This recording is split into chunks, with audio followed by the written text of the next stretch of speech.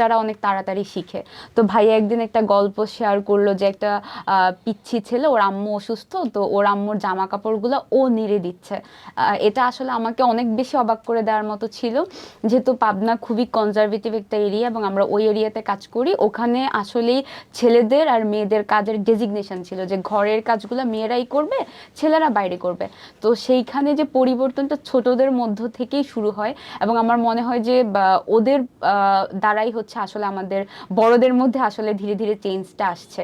যখন বড়রা দেখতে পাচ্ছে যে না, সে তার মাকে হেল্প করতেছে, মায়ের সুবিধা হচ্ছে, তখন মনে হয় তার বাবাও ভাবতেছে যে না, আমিও ওর আম্মুকে একটু হেল্প করতে পারি।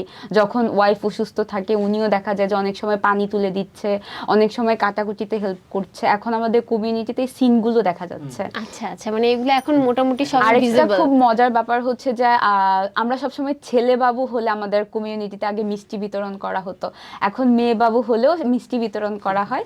এটাও খুব মজার বিষয় আমাদের জন্য যে ভাইয়া যখন বলে যে ওনার তো মেয়ে হয়েছে, উনি খুব খুশির সঙ্গে আমাদেরকে মিষ্টি খাইয়েছে। এটা অনেক বেশি সফলতার গল্প, কারণ আমাদের কমিউনিটিতে আগে মেয়ে বাবু হলে ওভাবে মিষ্টি বিতরণ করার কথা চিন্তাও করা যেত না, বাট এটা এখন চেঞ্জ হচ্ছে।